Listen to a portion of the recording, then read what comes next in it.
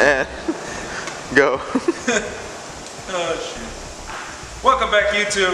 We're here again at the shop because I don't feel like doing this crap in my garage. And we got CV shafts and ball joints on the 2002 Toyota Camry. Before this video even starts, don't do this shit. Turn around, drop it off at a shop. Because unless you have a press, more than likely, based on my video, based on everybody else's videos on YouTube, it's gonna suck horribly, and you need a press. Yeah, so anyways, enjoy. Use a 21mm socket and break loose the lug nuts on both sides, because we're gonna have to get to the axle nut in the center. It's a 12-point socket, goddammit. When it's all rusted, you're gonna need a torch. Heat it up and spray it with some PB Blaster.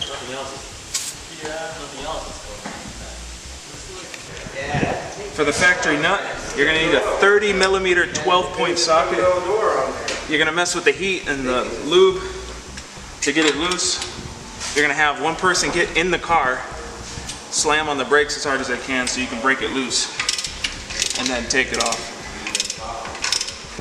I'm just going to take it all apart to make this easy and easier to just to pull the axle out, put the axle in and all that, right?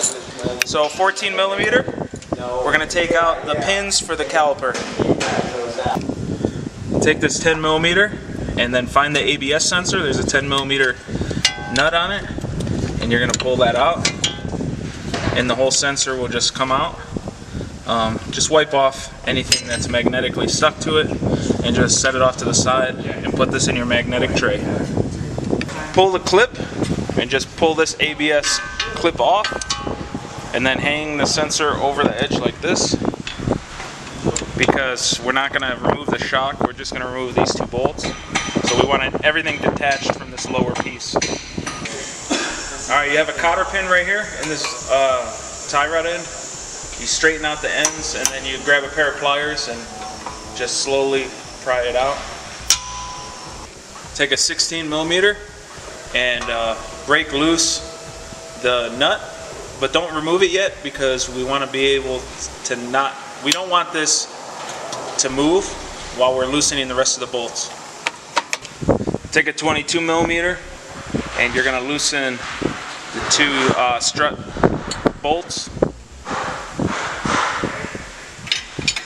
Now we're going to take the bolts all the way out of the caliper and we're going to tie this piece of baling wire through the center of the caliper to hold it up with the strut like this, and then just tie it around.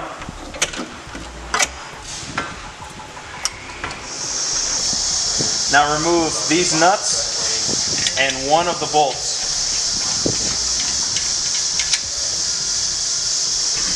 Remove the tie rod end now. Venus. You're gonna take a 17mm and you're gonna remove this middle bolt here on the back, and you're gonna loosen these two almost all the way. Alright, so you're gonna have a buddy help you. I put this nut back on here because it's gonna be a little stiff, so I can whack this with a hammer and then unscrew it and push the axle the rest of the way out. I got the ball joint just barely in, and I have this one bolt up here barely in. So what's going to happen is I'm going to undo the ball joint, take this out, I'm going to hold it, and then the other person is just going to unscrew this nut or push it through. However, I don't know how the friction is here yet. But one person holds the centerpiece, one person gets the axle out. So now I got the axle loose back here. Now what I'm going to do is take off tension, hopefully, and pull that nut out. And that allows me to pull the axle all the way out. And since we're replacing the ball joint too, you just have to get nice with it and pull it out of the control arm. Oh. Remove the cotter pin from the factory upper ball joint bolt. Then you're going to take a 19mm and break it loose. and remove the nut. Before you remove the nut all the way, the ball joint is probably going to be stuck in there. So leave the nut on a decent amount and then give it a nice whack. Alright, make sure you grab the right ball joint, the right one, not necessarily the right side. Grab whatever one that was on this and replace it. You just put in the new one. This nut has a nylon lock instead of a cotter pin, so we're just going to tighten it down and then that part's done. Alright, we need to remove, for this axle on the passenger side, there's a carrier bearing right there, and there's a bolt here, and there's a bolt at the top, which is hard to see, but we remove those. So you're going to take a pair of pliers once this heat shield's off. It makes it easy to grab these pliers, grab these two pieces here, squeeze them together. It's a little C-clamp, and then that'll pull out and it'll unlock the carrier bearing from this housing. Knock knock, who's there? Fuck Toyota. This thing is a piece of junk, okay? Dude, the bearing's seized in. We even use YouTube and Google, and everybody has the same problem. So Toyota should just smack themselves for using this. So we had to grind this piece of shit metal thing here so we could get a wrench in to get this bolt out, because we couldn't get the axle out. So we undid all these bolts and got the whole axle out, and then we went to a press, a hydraulic press. We jammed all this shit in a hydraulic press and pressed it out of this. Then I took some Brillo pad stuff and I shined up this edge inside, so when we put the new one in, it'll actually go in and seat nicely instead of having to beat it in with a 45-pound sledgehammer. Alright, so now we have this all ready. We're going to slowly ease the axle through so that we don't nick up any of the bearing surfaces. And we're going to have to tap in a little bit, but it should go in about 90%, that bearing, into that housing. Ease in the splines, hold it in its center, and you're going to have to wiggle until it's in. Now, once it's in, it's all gravy. So, now we need to put the C-clip in the other area. So, you press this little C-clip back in. Now you're going to use the pliers, squeeze it, and then push it in with flathead into the groove of this carrier housing. So make sure when you put it in, it's probably going to go in on the front side first, and then you're going to have to use a screwdriver and sort of wedge it and get it to go in the groove. Just make sure it looks like it's seated inside the groove all the way around. Go ahead, don't forget to put your set screw on the bottom and then your heat shield back on. So since we had to do the ball joint, everything's tight now, right? Then just hold this out of the way, slide the new one back in, and just start the two nuts on the bottom.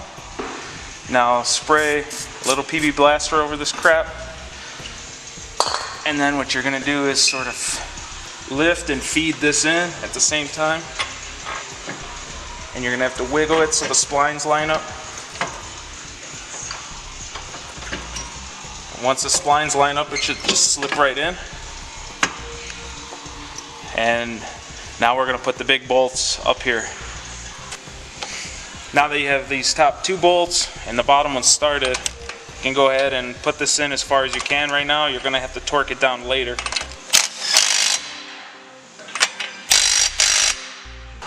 Use a 17 millimeter and tighten down the outer tie rod. Once you hand start this, do not use a drill and just start this one. You need to hand start it. If it's not lining up, have someone push the bottom of the rotor towards the car and that should line it up. That's what worked for us. Anyways, 17, tighten it up. We're going to put the ABS sensor back. So you latch this plastic clip. And then you're going to put this 10 millimeter and tighten it back down in the back. So now it's time to put the pads back. Just slide them in the grooves. Untie the caliper and slide it back over and put the bolts back in to hold it in place. Now that everything's tight, you're going to lower the car, let someone get in, have them jam on the brake, and then I torque them down to just around 120 foot-pounds. And then what you're going to do is, after you tighten it down, you're going to take a flathead screwdriver and a hammer, and you're going to bash this ring into this groove. Thanks for watching. If you were brave enough to actually do this job, I applaud you. Good job. But I'll never do it again, just to put it that way. It's not worth my headache. But hey, if you need anything, and if you guys want to see any special videos, or you guys live in Albuquerque area, we can work something out if I don't have a video on it already. So, till next time, wrench on.